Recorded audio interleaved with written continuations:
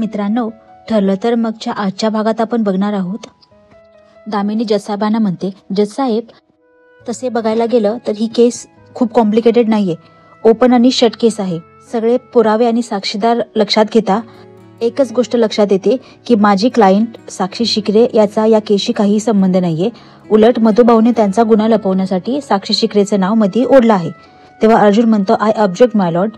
Advocate Deshmukh Madhukar Patil यांना गुन्हेगार म्हणू शकत नाहीत, ते कोर्ट ठरवेल. तेव्हा दामिनी म्हणते, मग खून साक्षीने केला आहे याचे काही पुरावे आहेत का तुमच्याकडे? कारण साक्षी शिकरेचा या केसशी काही संबंध नाहीये, हे पुरावे मी ऑलरेडी सादर केलेले आहेत. लोकेशन रिपोर्ट आणि फॉरेन्सिक रिपोर्ट यावरून हेच सिद्ध होतंय की त्या संध्याकाळी साक्षी रिसॉर्टमध्येच होती. अर्जुन म्हणतो, पण त्या दिवशी 2 तास साक्षी कुठे गेली होती हे तुम्ही प्रूफ नाही केलेलं.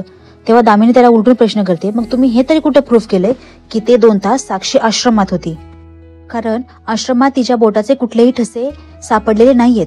तरीही गेली 2 वर्ष तुम्ही माझ्या आशिलाचा मानसिक छळ करताय, खोटे पुरावे दाखवून तिला अडकवण्याचा एक प्रयत्न करताय. तेव्हा अर्जुन त्याला अपोज करत म्हणतो, आय ऑब्जेक्ट माय लॉर्ड. मी जे पुरावे सादर केले ते सगळे खरे होते. उलट यांची आशील साक्षी शिकरे यांनीच कोर्टात खोटे पुरावे सादर केले आणि त्यासाठी त्यांना शिक्षाही झालेली आहे. तेव्हा दामिनी म्हणते, साक्षीच्या आधीच्या वकिलांनी त्यांना मिसगाईड केलं होतं. तेव्हा अर्जुन म्हणतो, तुम्ही परत त्याच गोष्टी सांगून कोर्टाचा वेळ वाया घालवताय. तेव्हा दामिनी त्याला उलटून बोलते, वा अर्जुन सुभेदार, हे तुम्ही बोलताय. गेले 2 वर्ष झालं तुम्ही अर्धवट पुरावे देताय आणि सांगताय की मी कोर्टाचा वेळ वाया घालवते. मी तुम्हाला अजूनही विचारते अर्जुन सुभेदार, विलासचा खून साक्षी शिकरेने केलाय आणि मधुकर पाटील निर्दोष आहेत याचा एक तरी ठोस पुरावा तुम्ही आता या क्षणाला कोर्टामध्ये सादर करू शकता का? तेव्हा अर्जुन म्हणतो, कोणतेही पुरावे असे ताबडतोब सादर करता येत नाहीत माय लॉर्ड. तेव्हा दामिनी म्हणते, ताबडतोब? अहो, गेली 2 वर्ष तुम्ही हेच करताय माय लॉर्ड. गेली 2 वर्ष माझ्या आशिलाचा मानसिक छळ करताय, त्याला जबाबदार कोण आहे? हातात कुठलेही 100% ठोस पुरावे नसताना ते त्यांचा ठेका सोडतच नाहीयेत. असंच चालू राहिलं तर तुम्ही ही केस पुढचे 15 वर्ष पुढे न्याल. याला काय अर्थ आहे माय लॉर्ड? पण न्याय देवता असं होऊ देणार नाही. जजसाहेब, आमच्या बाजूने आम्ही सगळे पुरावे सादर केलेले आहेत. आमच्या दृष्टीने ही केस संपलीये. ती एक फाईल जजसाहेबांना देते आणि म्हणते, या फाईलमध्ये मधुकर पाटलांचे पिस्तुलावर असलेले fingerprints, I witness Priya Madhukar हिची साक्ष आणि असे बरेच पुरावे आहेत.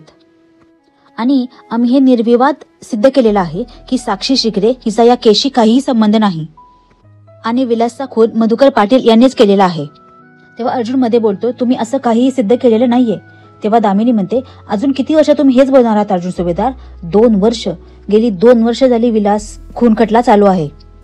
2 वर्ष अर्जुन सुभेदार कोर्टाचा वेळ वाया घालवतायत माय लॉर्ड. मी कोर्टाला नम्र विनंती करते की या केसचा निकाल कोर्टाने लवकरात लवकर द्यावा. महाराष्ट्रातला प्रत्येक माणूस या खटल्याच्या निकालाकडे डोळे लावून बसलाय. आता आणखी उशीर नको. तेव्हा दामिनीचं सगळं ऐकल्यानंतर जजसाहेब अर्जुनला म्हणतात, अर्जुन सुभेदार, तुमचं क्लोजिंग स्टेटमेंट द्या. तेव्हा अर्जुन म्हणतो, ॲडव्होकेट देशमुख यांनी खूप छान मोठ्याने भाषण दिलं, पण कॉम्प्लिकेट केसला वेळ लागतो हे त्यांना माहीत असेलच. माय लॉर्ड, मी सत्याच्या खूप जवळ येऊन पोहोचलेलो आहे आणि मी हे सिद्ध करून दाखवेल की माझे आशील मधुकर पाटील निर्दोष आहेत. तेव्हा दामिनी त्याला उलट प्रश्न म्हणते, कधी? आपण हयात असताना तरी सिद्ध करणार आहात ना तुम्ही? का स्वर्गात आणि नरकात आपण हीच केस लढायची आहे? आमचे सगळे पुरावे सादर करून झाले जजसाहेब.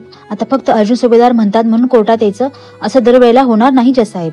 माय लॉर्ड, आता हा वेळ काढूपणा फक्त तुम्ही थांबू शकता, असं दामिनी देशमुख जजसाहेबांना म्हणते. तेव्हा जजसाहेब त्यांचा निकाल सांगत म्हणतात, आपापली बाजू मांडण्याकरता दोन्ही वकिलांना हवा तितका वेळ मिळायलाच हवा, असं कोर्टाचं म्हणणं आहे. कोर्ट त्याला वेळ काढूपणा मानत नाही. तरी सुद्धा ॲडव्होकेट दामिनी देशमुख यांनी कोर्टासमोर सादर केलेले मुद्दे योग्यच आहेत. जर त्यांना आणखी काही पुरावे सादर करायची इच्छा नसेल तर प्रतिस्पर्धी वकिलांनी काही ठराविक काळामध्ये त्यांचे मुद्दे खोडून काढण्यासाठी पुरावे सादर करावेत. नाहीतर कोर्टाला आपला निकाल देण्याशिवाय पर्याय राहणार नाही. त्यामुळे सदर कोर्ट या केससाठी फक्त 25 दिवस देत आहे. जुलै महिन्यात या केसचा निकाल लागणार म्हणजे लागणारच. ही शेवटची संधी. The court is adjourn now. आता अर्जुनकडे खूप कमी वेळ आहे. तो सगळे पुरावे खोडून काढू शकेल का? यासाठी पाहत राहा ठरलं तर मग. आणि अशाच अपडेटसाठी आपल्या चॅनलला सबस्क्राईब नक्की करा. आजचा एपिसोड कसा वाटला हे कमेंटमध्ये नक्की कळवा. धन्यवाद.